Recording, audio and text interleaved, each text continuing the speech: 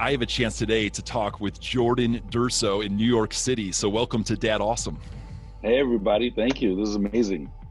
Well, I've been looking forward to this conversation since early November when we had a chance to meet briefly in Dallas at a men's ministry event, and thankful for our mutual friend Paul Cole introducing us. And but thank you, Jordan, for taking this time. Yeah, we all love him. He's been impacting so many of us dads all over the place. But would you just take a moment, Jordan, and introduce yourself, talk about your three girls, and also a little bit about what you're up to for leadership these days?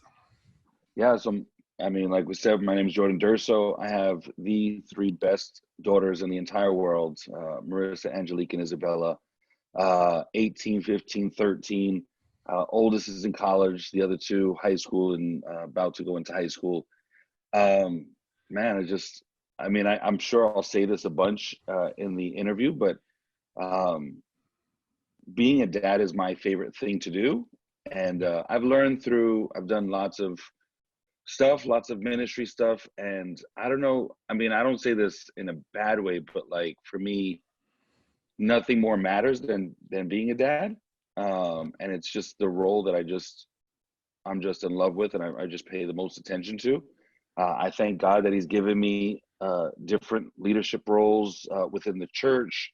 I run the Legacy Center at our home church. It's our nonprofit that helps the poor, and I run missions on our side of the church, and I'm one of the teaching pastors and discipleship pastors. You got all those different roles, and sure. But yeah, but being a dad is my favorite thing to do. So yes, and tell us just age range wise for your daughters. How old are they approximately? Yeah, 18, 15, 13.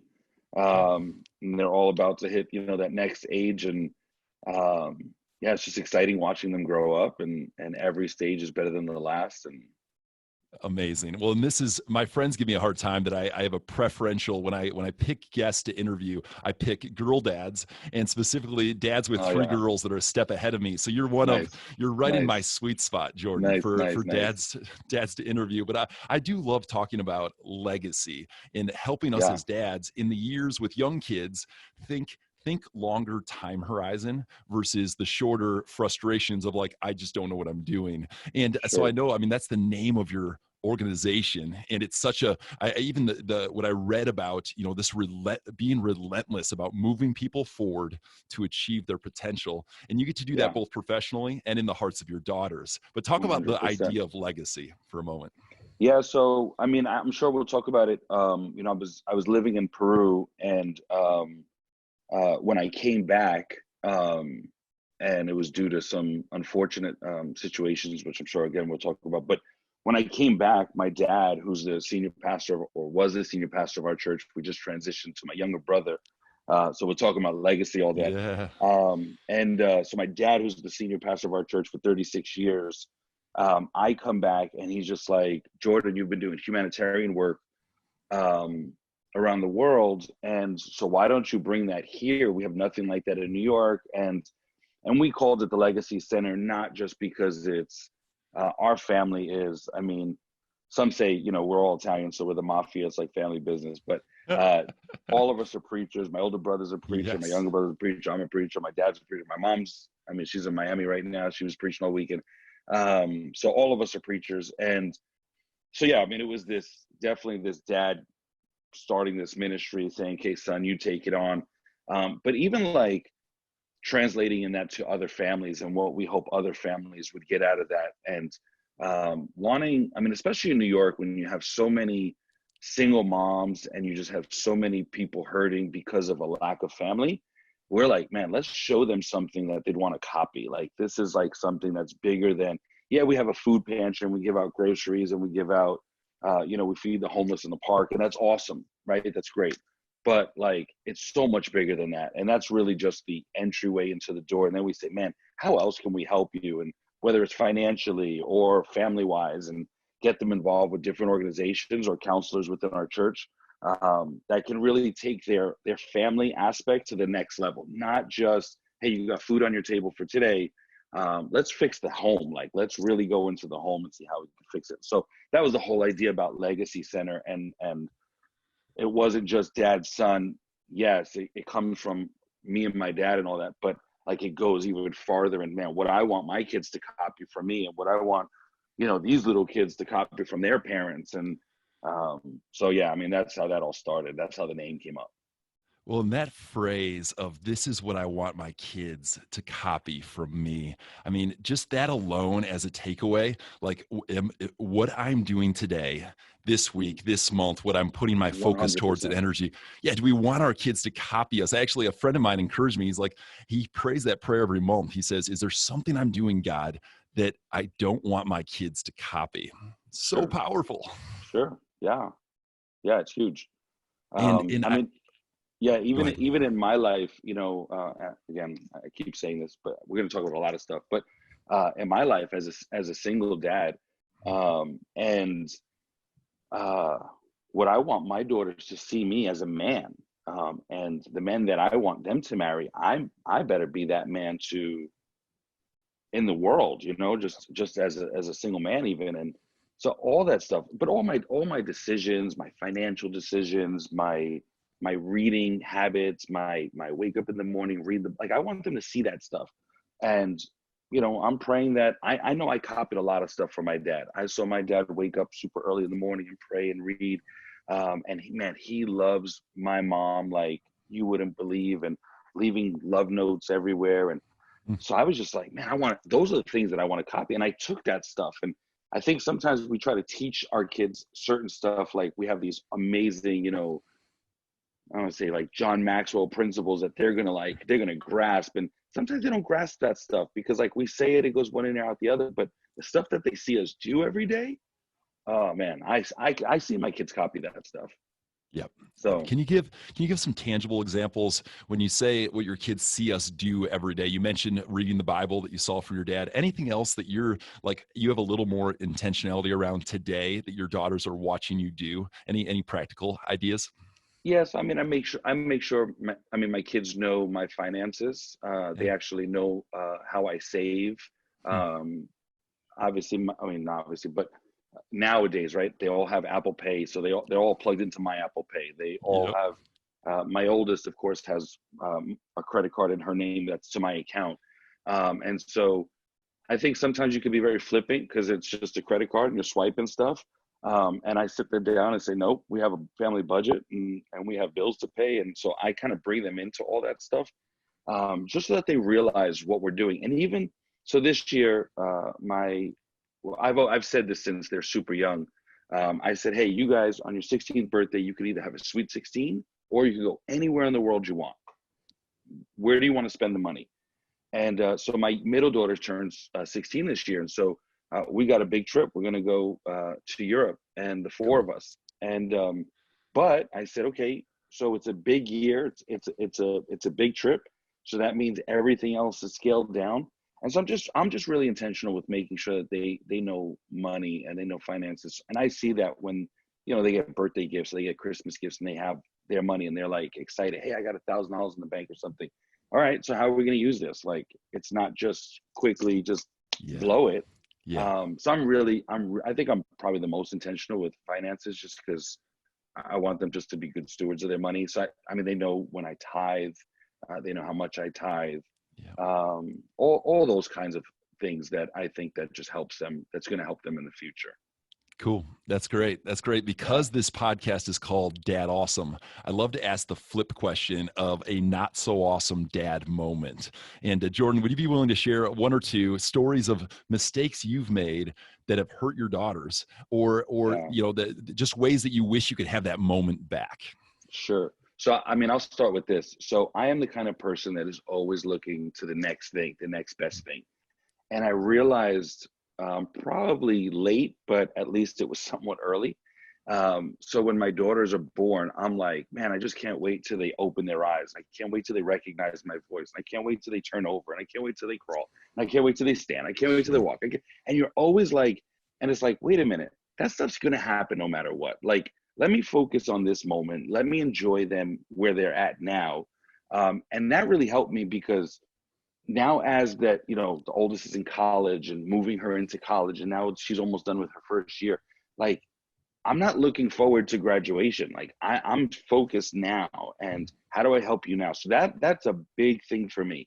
But I know that, you know, and I think one of the things the bad things that I did copy from my dad, and he'll admit this too, is we got really focused on ministry stuff. And at the time we were living in Peru, and some big opportunities came, and we started offices in different countries all over Latin America and the Caribbean. And then we invented this program, and it took me all over Africa and Asia, and the travel was nuts. And yeah, I mean, that definitely hurt my family, which led to where we are right now. And man, that is probably my biggest regret, my biggest hurt, and probably something that I'm just like, I guess it's just made me more like nothing else matters but these kids right now. And tons of opportunities come through, and I'm just like, nope, sorry, can't do it, I can't do it. And so I mean, you could ask anybody that knows me, I'm in dad season. Everyone knows that. I tell them all the time, I am in dad season. The travel, all that stuff, it's cool in the beginning, and it's fun. And even the ministry side of it, helping people. And usually, I mean, if there was a natural disaster, I'm first on the plane, running to that thing and helping out and stuff. And I'm just like, I can't do it. It takes me away from the family too much, and it's just not worth it for me. And in my brain, I'm like, man, in 4 years, my youngest will be in college, and then I could get back to that stuff. You know, that stuff's going to be there. But for right now, it's just like, I definitely lost focus. And you know, and you're like, man, I'm helping people, I'm doing things for God, it's for the kingdom. And in the end, you're just like, you really hurt your family. And I'm just like, man, that's not worth it. And I tell a lot of my friends, I got a lot of friends that travel for preaching and stuff like that, and I tell them all the time, like, guys, make sure wife is cool, make sure the kids are cool, like, you know, be careful, because you're flying around the world in awesome hotel rooms, and people giving you great gifts, and you're at great restaurants, and you know, it's fun, and you're putting it on Instagram. At least when I was doing it, there was no Instagram. I sound like an old guy. But now there's Instagram, so everybody's watching it, and mom's at home with the kids, like, you know. So I tell them all the time, be careful with that stuff. Yeah. I mean, the way you said it, you said you lost focus on the most important thing. And the most important thing, they have names, right? That's what one of my mentors says. The most important things in the world have names, and the names of your kids and your spouse. 100%. That's great. Yeah. Yeah. And I know we've alluded to this, you being in the season right now of being a single dad. And I wanted to invite you, if you'd be willing to share your story of loss and pain that has made you today more of a purposeful, more focused father, but that regardless is deep loss and pain. But often we can learn through hearing about somebody else's valley moment. Sure. And so if you'd be willing to share a little bit of what happened, your story, I think it'd just be a great help to all of us listening. Yeah, I mean, so like I said, you know, like we were traveling like crazy, and both me and my ex-wife, I mean, who's phenomenal. She was probably better than I was at what we do with the humanitarian world. And we had about 15 offices in Peru. So she's running those offices. I'm running offices in different countries. And I'd fly out, come home, we'd spend a night together. She'd fly out, come home, but somebody was always home with the kids. Yeah. But it was just bad for us. And bad decisions were made. And literally, it was pretty crazy. This was 2010. I had no idea it was coming.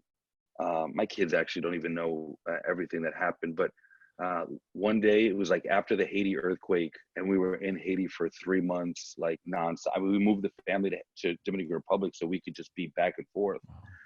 And we were done with our part. It was April 3rd, and I found a note on my bed saying, "Hey, I'm done with the marriage," and I couldn't believe it. And it was really crazy. 3 days later, we were going to Israel with another church, and she hadn't been home, and I texted her and I just said, "Hey, you still want to go to Israel?" And she says, "Yeah." And I'm like, God, if you're going to do anything in our marriage, like, you're going to do it in your hometown. We went to Israel, and nothing changed. And then we moved back to New York, which I was like, I still didn't know what was going on. I was just like, what's happening right now? And the one thing I didn't want to fail at I was failing at. I was just like, how is this happening? You know, I saw my dad, just such a great husband. And um, funny, he was a great husband. He wasn't the best father, and we could talk about that too, but he'll admit this. He did the same thing. He was focused on the ministry.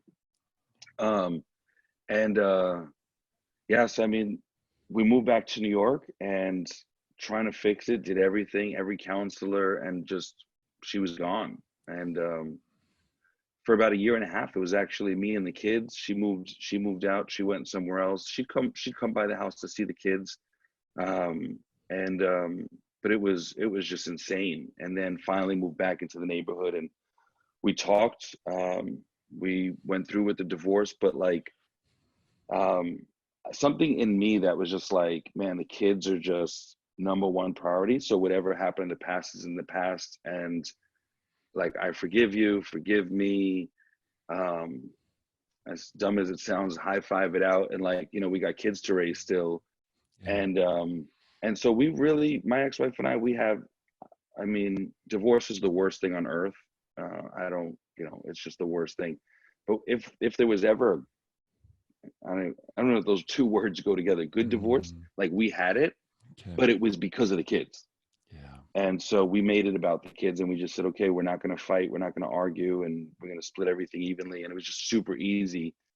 Um, and I hated that that was part of my story. I mean, I hated that was part of my kid's story. Sometimes um, like my kids' friends would come over the house, and you know, they're running upstairs, and I was like, oh, where's your mom? And my kids are like, mom doesn't live here. And that broke my heart to hear that stuff, and know that my kids were going through that. And it still breaks my heart now. Like, you know, me and my ex-wife, we share the kids pretty evenly, and they're going back and forth constantly. And it's hard. It's not an easy thing.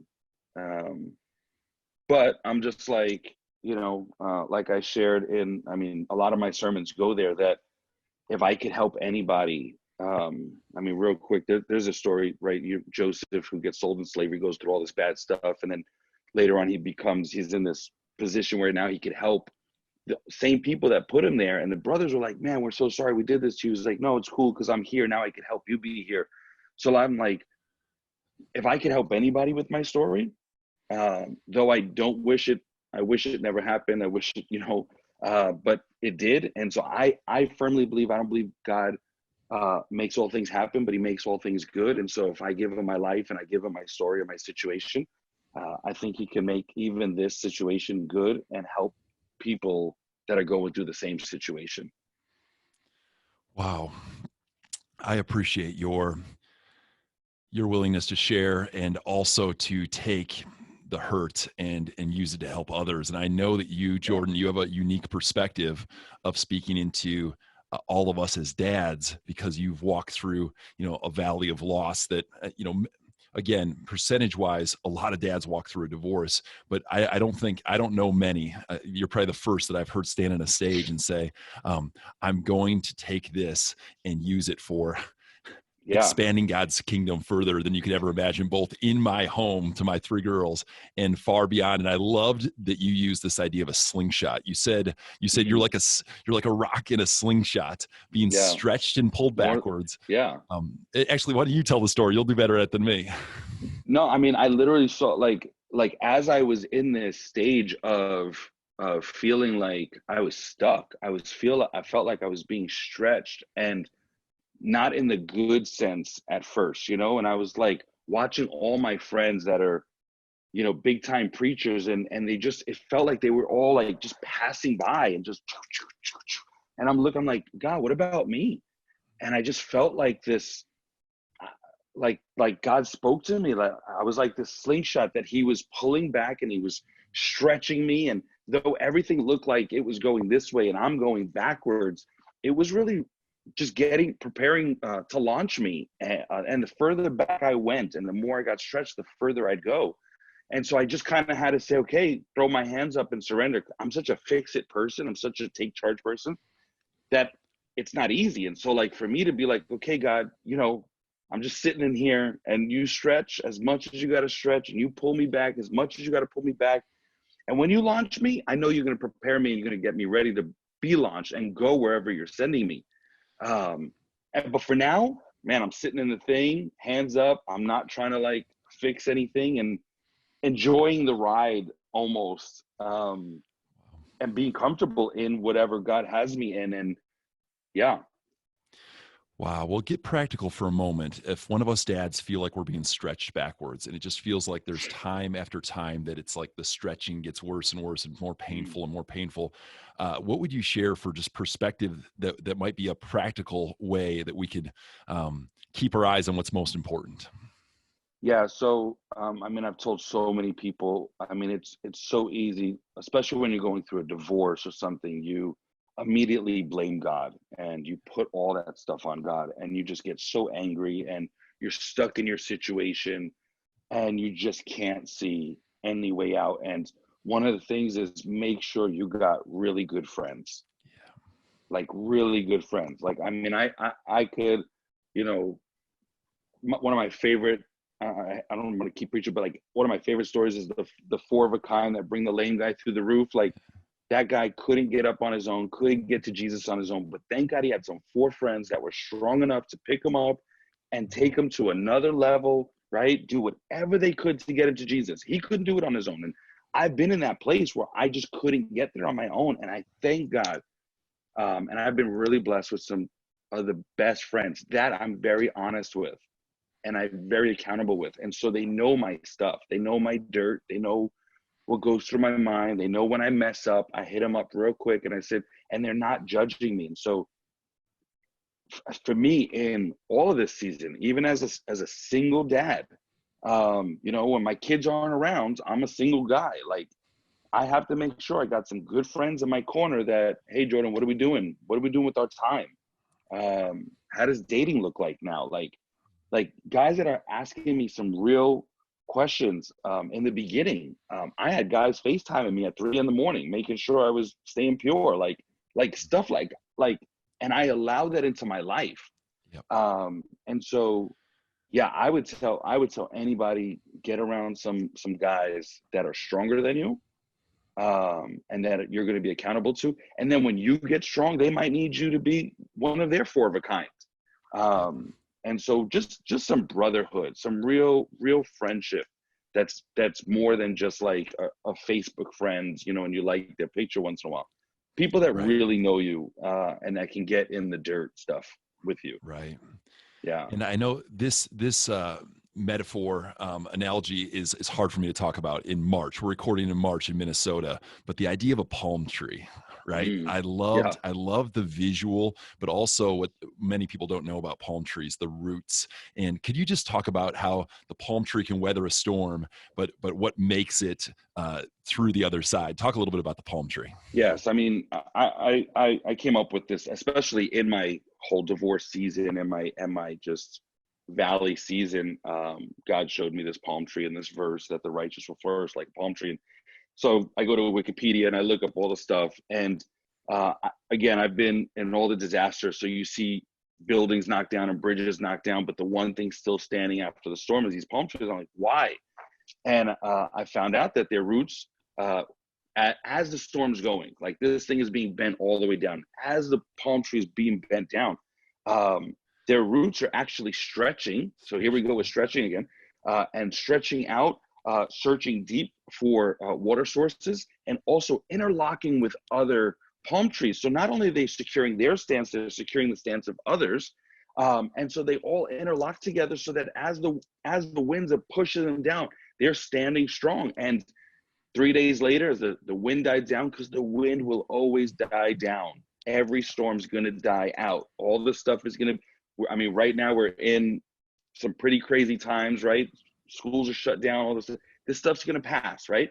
How do we stay strong and secure and hopeful even in these kinds of times? And so you secure your stance, you reach out, you're praying, you're reading, you're reaching out for the water, and you're securing your stance. You're interlocking with other people that are going through the same storm sometimes. And so, yeah, that really just, I mean, when you look at palm trees being either they live in desert places or Caribbean islands, like they go through scorching heat, they go through hurricane winds. They're like in the most inhospitable place, yet they thrive, and they're the most they're just that symbol of hope. And so that really blessed me.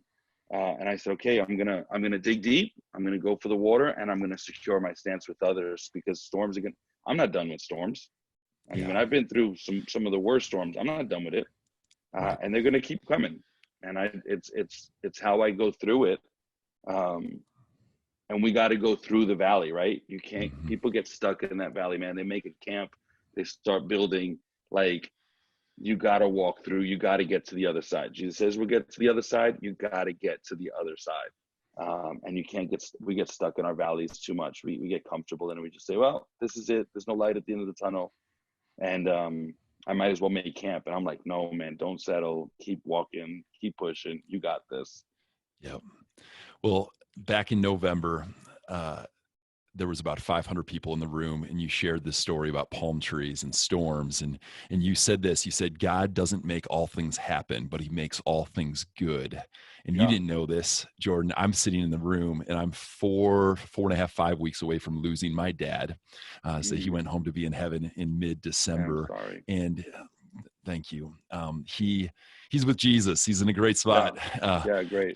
But I'm walking through a storm now of what does grief look like, and those words that you shared, and the idea of reaching my roots, both to intertwine with others, brotherhood, but then also to the water sources. What are the sources? And to me, I've just been so grateful. Actually, my lead pastor, I mentioned to her, actually, it's Pastor Peter, Pastor Carolyn, but Pastor Carolyn, I was telling her, I was like, I feel bad for the amount of love I've experienced through this season of loss. And she's like, she reminded me of the plant of those who are planted in the house of the Lord will prosper, will flourish. And she's like, you've been planted here for almost 15 years. So now you lose, you walk through loss, and you experience God's goodness through the local church. It was a beautiful, it's been a beautiful story, but your words were huge. I wanted though to ask, any other, when you think of water sources, we've talked about brotherhood, we've talked about being in the Word, we've talked about being in church. What are some other water sources that you think would help a dad who's in a storm right now? Yeah, so definitely accountability, definitely, interlocking with others, but reading, and not just your Bible. I mean, I read my Bible. Obviously, it's the most thing that I read, but I think there's some great books out there. That can help you. They're good resources. Again, other people walking through stuff. You might never get to meet some of these authors, but they've been through some stuff.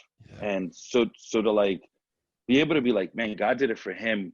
Could God do it for me? Like, let that question raise up and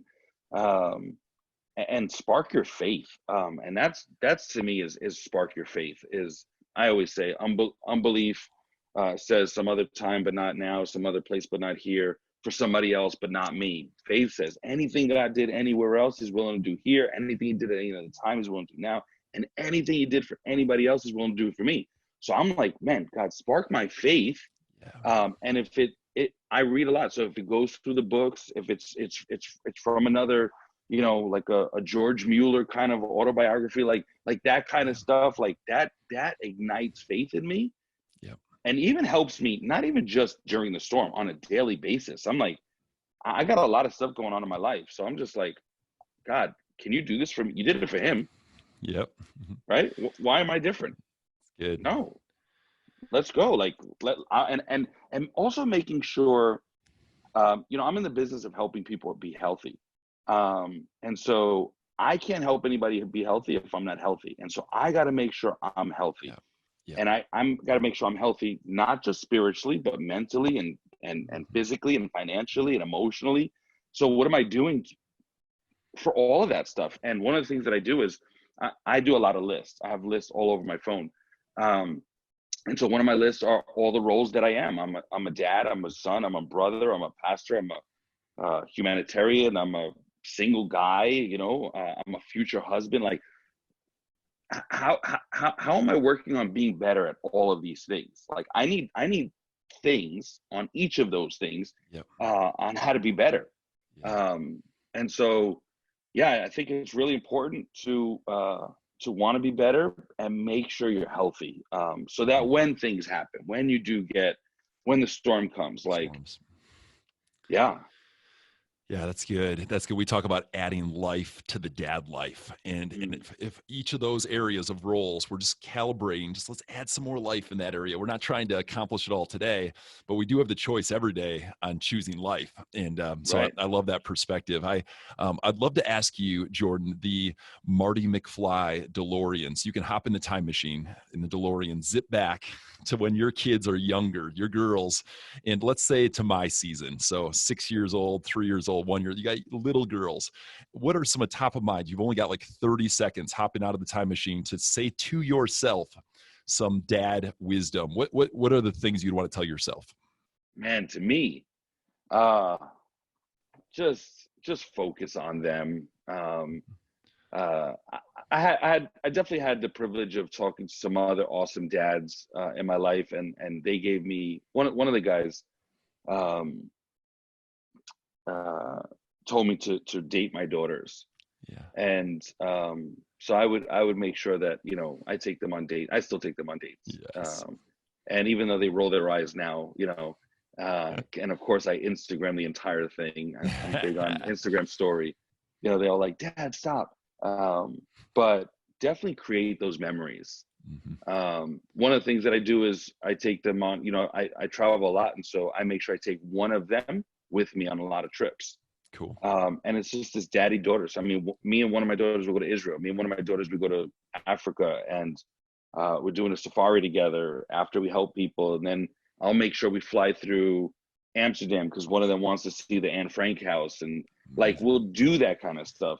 So I feel like I've been really intentional, but again, I mean, I don't want to beat a dead horse, but it was the family first. I wish I would have done. Now, obviously, that's my biggest, man. I wish I would have smacked myself if I could go back and just be like, that stuff's not that important. It's good, but it's not that important. It's not more important than this. And yeah, I think, yeah, it's helpful. That's really helpful. And then you did mention, you said, I think twice, you mentioned your dad, a couple of the ways he really did model well, prayer, his marriage. But do you have any other just specifics of like ways that he brought some hurt to you or ways that he just missed it that you can see now? Yes. I mean, I guess the same thing I guess I did. I guess I repeated that and he didn't know what he was doing. He was a first generation Christian, and our overseeing pastor asked him to be a pastor. This was 36 years ago, so he was like 34 years old. And he didn't, he started the church from scratch, and he was at the church all the time. And if anything happened at the church, he's running. If there's a funeral or someone's sick, he's running to the hospital. And we would always be sitting at the baseball game looking at the stands and wondering if Dad was coming.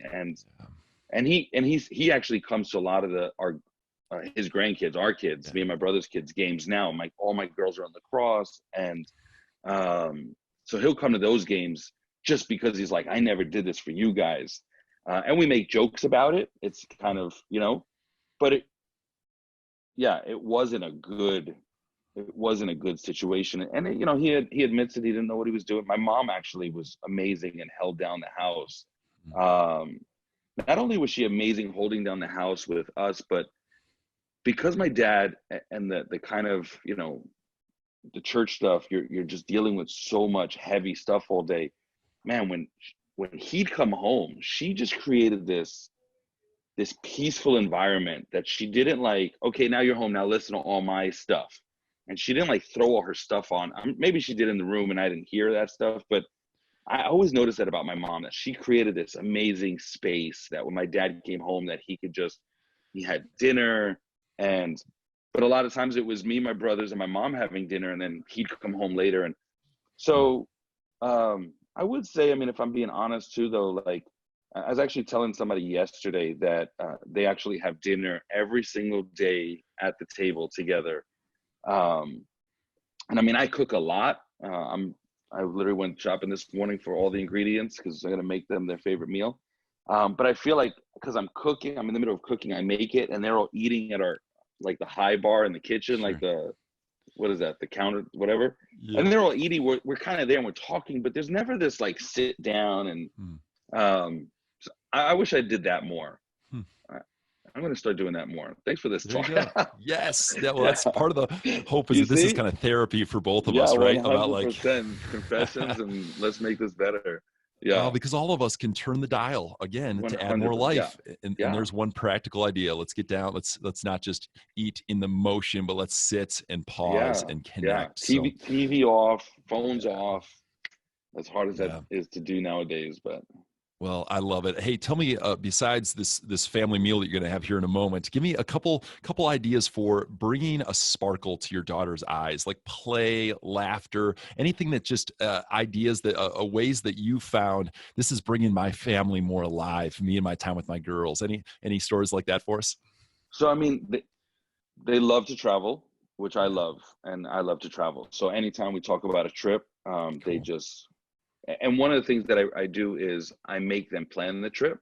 Oh, And so it kind of gets them in, all right, let me get on Google and start Googling the place and where to eat. And so, I mean, if we're in Amsterdam, no one knows, right, anything about Amsterdam like right. us.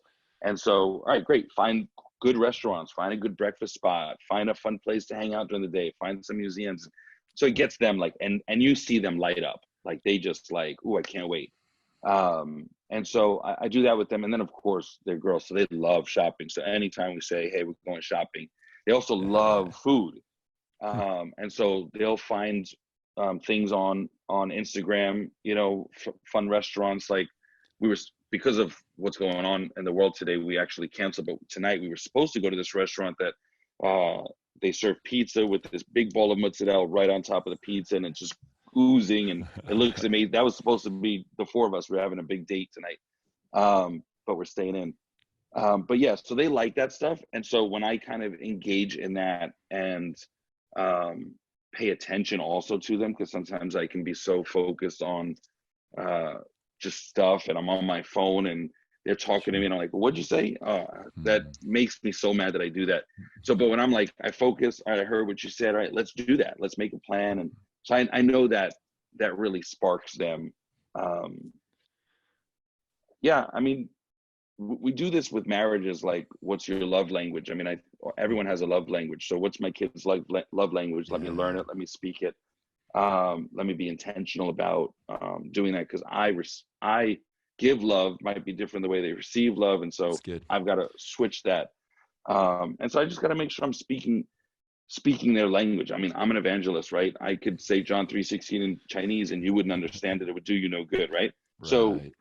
I got to say it in your language so you understand it. Same thing with the kids. Like, um, what language do they speak? Hmm. What do Yeah. they like? You know, I can't just talk the way I talk. And I'm 40 years old, and and think that they're going to care about it. Like, so I do think I pay attention to that stuff. And I mean, last night, because we're shut in, I think we watched 17 hours of America's Next Top Model, and I hated every second of it. But hey, I'm sitting on the couch and we're hanging out, and that's all that really mattered to me was Join them where they're at. Yes. Oh the man. cuddling And part on the couch for me, and they get to watch their show. it's good. Yeah, Well, and it is. I mean, it's March 16th when we're recording this, and I actually want to ask you, Jordan, to pray a prayer over all of us dads, but also, yeah, over just even a broader prayer that God would show us where He's moving in the midst of confusing times. And mm, I do believe this is, if there was a time for dads to amp up the intentionality, the connection, the moments of looking their kids right in the eyes and saying, "I'm yeah, for you, I love you." Like, so would you just pray a prayer over all of us listening? yeah, yeah. Father God, I thank you for this moment. I thank you for Jeff. I thank you for everybody listening. I thank you for uh, I thank you for the position that you put us in, this massive responsibility that you put us in, and in a time where it's so confusing and could be filled with anxiety and worry. God, I just pray that us as men and as dads, that you would give us the hope of the Lord, that we be so firm in your presence, in your hope, that nothing around us would bother us, nothing around us would move us, that we would be so stuck in and what you called us to do, and our eyes would be so focused on you that when our outside world is completely in just disarray, that, oh man, our inside world would just look at that and see peace. And so I even pray for the moments that we have now, even with this possible shut-in and kids being home from school, that we would use this time so wisely, that you would help us and give us creative ideas and help us to focus and pay attention and spend that quality time with them and just learn them better and get to know them better. And I just pray that you even use this. Again, you don't make all things happen, you make all things good. So I pray even in this, that you would make this good, that as we give you our time and we give you our hearts, God, that you would just stir it and redirect it at our children, so that our children would grow up and that they would be stronger than us and healthier than us and better than us, that it would just go better every single generation. God, I thank you for your love. I thank you for your grace, even through all our mistakes and all the mess ups. God, I thank you that we're still standing strong and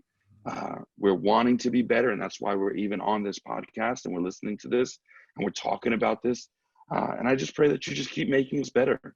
You keep igniting that fire in us, so that we'd be better dads and better sons and better brothers and better husbands and better single guys. It's better, whatever role that you have us in, that we just be better, so that the next generation could then see it and then they even stand on our shoulders and then they would be better. God, I love you. We love you. We pray this in the precious name of Jesus, and we believe that you're going to do it. Amen.